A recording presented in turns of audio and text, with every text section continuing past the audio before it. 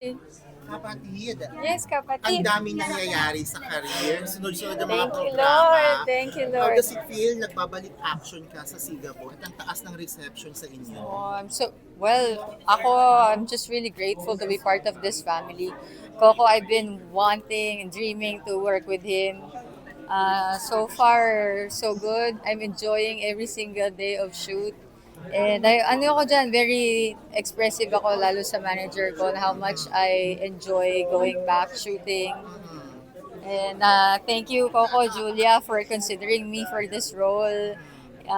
Kasi, honestly, sabi ko, parang ang tagal ko na rin na baka nangalawang na ako. So, nag-apologize ako sa kanila. Minsan, parang, sorry. Sabi ko, na matagal na akong walang practice, sabi ko. Pero, baliw naman ako. Kinakausap ko pa rin sarili ko sa salamin. Pero ang galing mo as Max, di ba? Oo, How salamat. do you use your, being a Air Force Reservist sa character mo bilang police? Well, I love action scenes. I love, para akong boyish po talaga ako eh.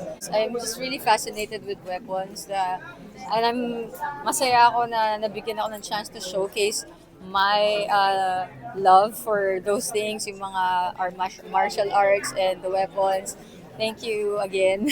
So, looking forward every single day pag may taping kami. Talagang, bukas may taping kami. Correct. Oh, MWF kami. MWF And I just arrived today from our Europe tour ni Piolo.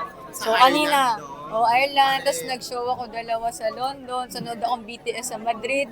Kasi may break 4 days Weekends yung show.